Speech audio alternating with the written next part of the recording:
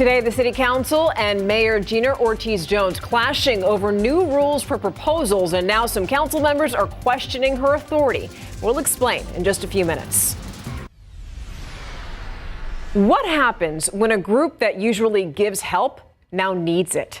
That's what's happening with the Kerrville Area Chamber of Commerce. It doesn't have enough donations to keep helping local businesses that were affected by the July flood. The Night Team's Avery Everett now takes us to Kerrville, where, as you're about to see, businesses still need help rebuilding. We look a little different now than we did on July the 3rd, but we're still us. For a woman born and raised in Kerrville, Mindy Wendeley knows this community like the back of her hand. And that's why she had no hesitation to help. We are meant to be here to do this. In the days after the deadly July 4th flood, Mindy says the Kerrville Area Chamber of Commerce and its nonprofit foundation mobilized. She led the effort to open a donation portal to directly help businesses. We have written grants for 147 people. In total, the Chamber Foundation has received roughly $1.4 million of donations, and they've given nearly all of it out already. It's about a 48-hour turnaround from processing to pickup. The Chamber Foundation is accepting donations independently. The Community Foundation of the Texas Hill Country is a very valid partner with us. They were a major funder in the first round of funding that we received. We are separate from them. Since July 4th, we've come out here almost every single day to check on the people who've been affected by this flood. I've spoken to multiple business owners who lost everything, and they were looking for help. The whole business and everything, my location, everything is gone. We're in an Airbnb that's not generating income.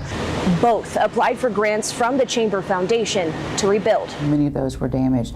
Those funds are helping those people rebuild and remodel and reopen. Navigating scams has been something that you've had to deal with. Yes. So we're very keenly aware of the fraud, and we are on guard every day here. Right now, the Chamber has paused giving out grants until more donations and financial support can come in. Again, we have 57 pending applications for funding requests.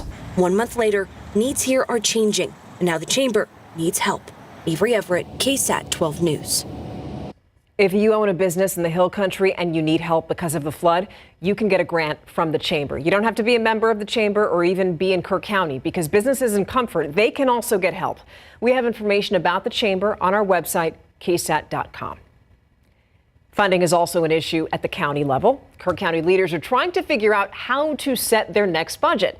They had a workshop this afternoon, where, as the Night Team's Zaria Oates reports, commissioners talked about how much of the county's savings they'll use, whether taxpayers should pay for the repairs, and also how the federal government is going to offset some of those costs. We're on a very tight budget. Kerr County Commissioner Jeff Holt's comments are a result of the July 4th flood that devastated the county. We came up with, I want to say the total was 8 million, 8.5, but that was figuring 6 million on Cade Loop. These millions of dollars are expected to fix roads, guardrails, and the Cade Loop Bridge. Repairs for this bridge, which is near the Ingram Dam, are the highest price point the county is estimating for road repairs. County commissioners said they plan to include 25% of these repair costs in the budget, leaving the remaining 75% for the federal government to cover. FEMA? Yes. One thing Kerr County officials are not considering in the budget are flood sirens. When you start talking about sirens in the city, I was thinking one siren per city. Ingram already has accepted 3. Commissioner Holt is referring to this Ingram City Council meeting on Monday, August 11th, when the council unanimously agreed to install 3 emergency sirens across the city. All in favor? Aye. I spoke with the salesperson from American Communications and Wheelan Engineering about the future of these sirens. Well, it's important to partner with the county, and maybe we put up additional poles beside them, reaching the areas of the county until we get into Kerrville and the other side. Is the goal to get Kerr County on board with this? I would love that. I think the citizens would support that as well. It's a good use of tax funds. Right now there's also a FEMA grant out.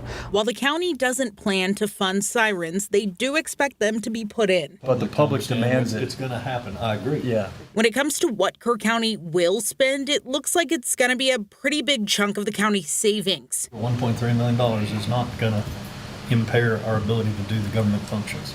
We're talking about spending over 40% of our savings for 1 year. All with the goal of not increasing next year's tax rate. This is not the time to raise taxes on on people that are already stressed. Zaria Oates, KSAT 12 News. Kerr County commissioners are also going to be holding a public meeting so that people in the community can go and share their thoughts on the budget. That meeting will be on August 25th in Kerr County, and we'll let you know more details as we get them.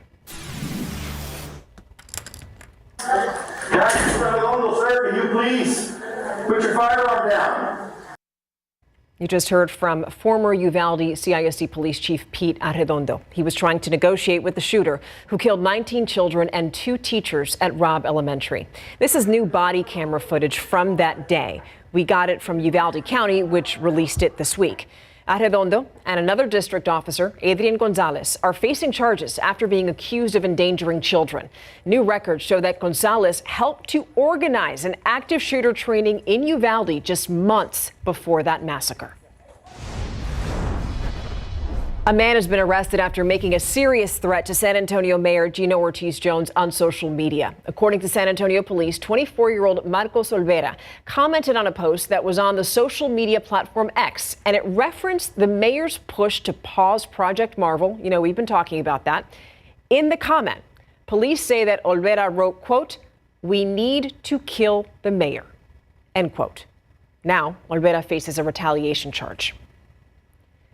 New school year, same old questions after the murder of a San Antonio ISD student. Last spring, 14-year-old Simon Cuevas was shot just a few blocks from Brewer Academy. And San Antonio police still haven't arrested anybody in that case. And as students return to school, parents are upset because they haven't heard much about that case. And some people are afraid that it's being forgotten. Like nothing happened. It's just quiet. There's really, like as if nothing happened.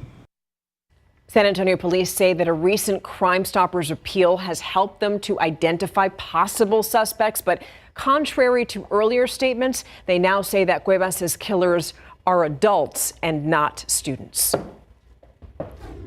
Now we have an update for you on a massive state-led election investigation out of Frio County. At least 8 suspects charged in connection to a vote harvesting case today pleaded not guilty. Among this group is a former San Antonio mayoral candidate, a Frio County commissioner, and former mayors from Pearsall and Dilley. Our KSAT Investigates team broke the news of their arrest last month. 15 people are charged in that investigation, and they're expected to be back in court in October. So we're seeing a power clash over at San Antonio City Hall. A majority of council members pushing back against Mayor Gino Ortiz-Jones' attempt to change a process for submitting council policy proposals. The mayor sent council members a memo last month laying out requirements that she said the council would need to follow if they submit a council consideration request, which they refer to as a CCR. And they included getting the city manager to sign the proposal and getting the city attorney's office to then do an initial legal review. Mayor Jones argued that her enhancements were about efficiency and also protecting the city from legal risk. But opponents argue that she can't change that on her own. So I would say, Mayor, respectfully, perhaps watch how the system plays out for 6 months. Be a part of it before you want to make a change to a system that you've never been a part of. I am struggling to understand how this benefits the community. Your pushback on those very simple enhancements. It's unclear where the process stands right now, but the meeting, which was forced by opponents using a relatively rare maneuver to get around the mayor, really highlights an early schism between Jones and the council. And staying with council, tomorrow morning, San Antonio City Manager Eric Walsh is going to present the proposed fiscal year 2026 budget to the mayor and also city council. The city is going to be holding town halls this month to share details with each district and also hear from you, hear from the residents. So you can go to one of those meetings. You can scan that QR code to find out which one to attend in your area. The $1.6 billion budget is going to cover things like police, fire, parks.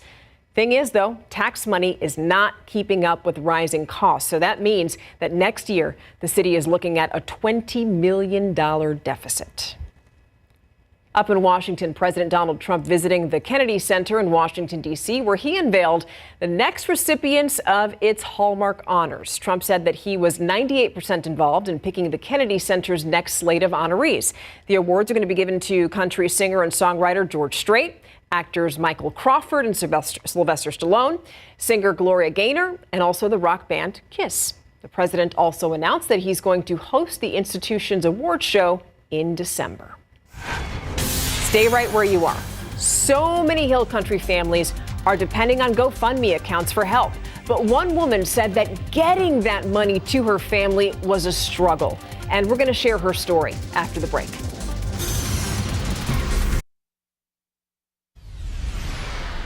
Tonight, we focus on a popular fundraising website. You've probably heard of GoFundMe. Since the catastrophic July 4th floods, people have donated millions of dollars to victims through GoFundMe accounts. And some people wrote to me saying that they were frustrated by the process. They also said it was complicated.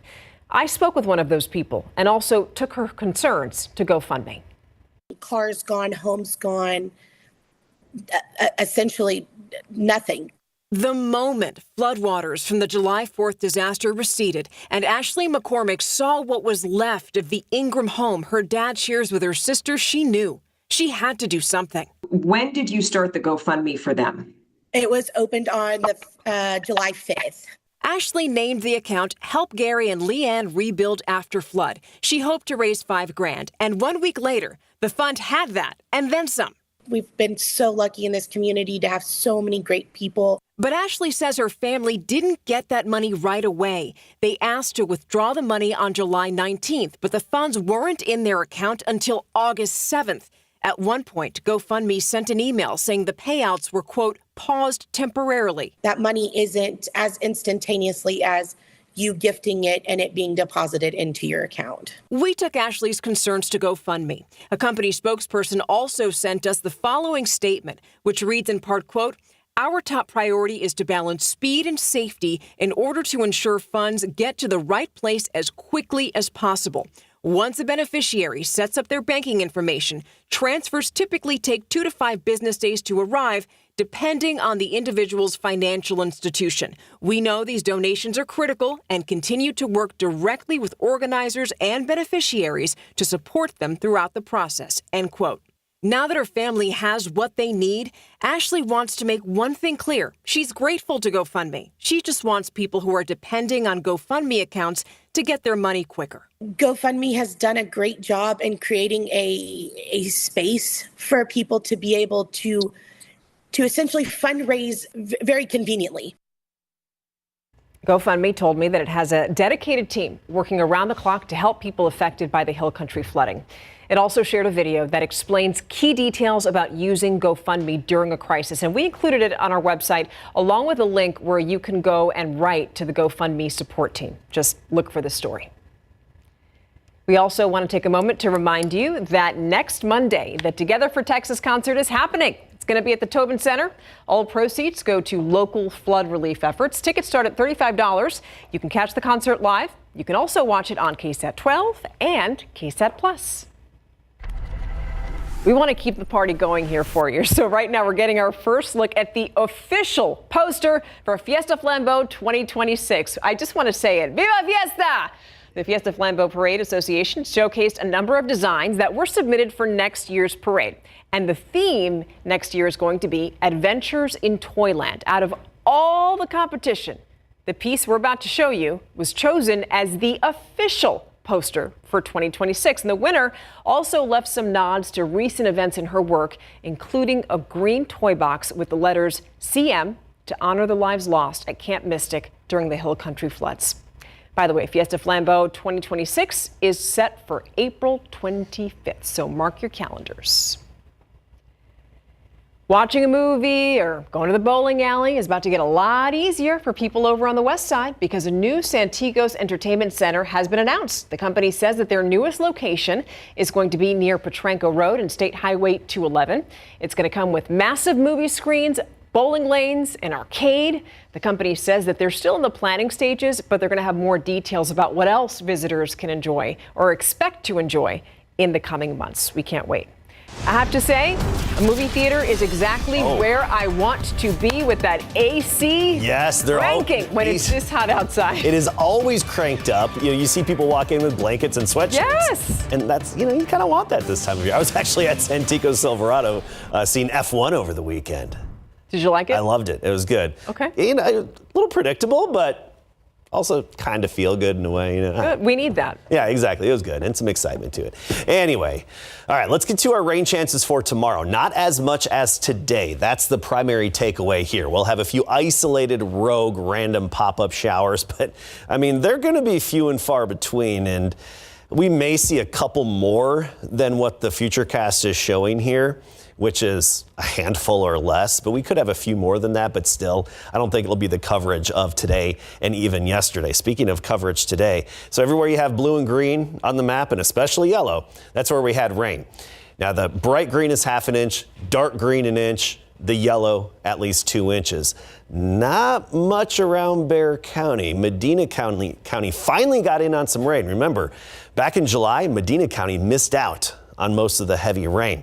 Western Medina County, just north of Highway 90 outside of D'Hanis, up to about 2 inches of rain, estimated by Doppler radar. For San Antonio and Bexar County, UTSA, far northwest side of town, 1604 there, construction zone, 1/10 of an inch, and then near Gray Forest and just outside of Scenic Loop, about a 1/2 inch to 7/10 of an inch near the Dominion. Parts of Kerr County picked up 2 to 3 inches of rain earlier today. Luckily, that's not flooding rain, and a lot of that was in southern Kerr County, and then see Edwards, Valverde counties had some decent rain.